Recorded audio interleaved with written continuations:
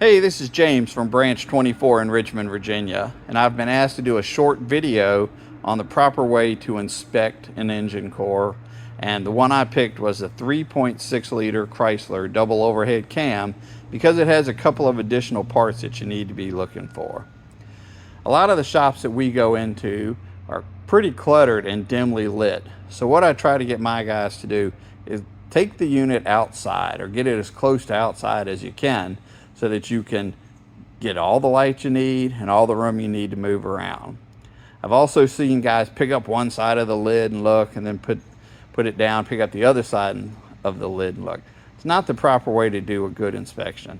So I've removed the lid so I have full access to the core, everything I need.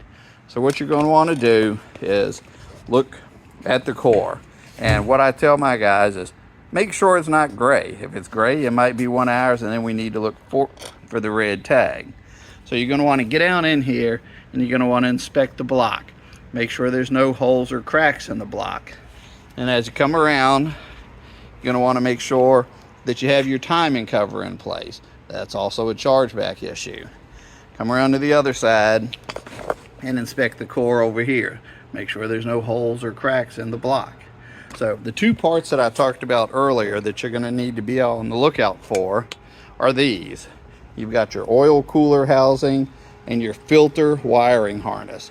The total combined chargeback for these items missing is $275 on this particular unit.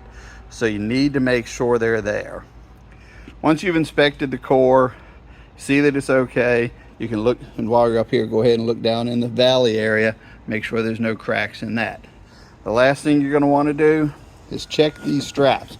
This one, completely loose. Gets up to Crawford, hits the end of the belt. Somebody could get injured with that strap not being tight. So you're going to want to tighten down both straps, make sure they're good and tight. Once you've done that, put the lid back on, snap the four things on the side of the lid, do your paperwork, load up your truck, and get your paperwork signed with a printed name, and then you're ready to go. That's all I had for y'all this morning. I'd like for y'all to be safe and have a good rest of your day.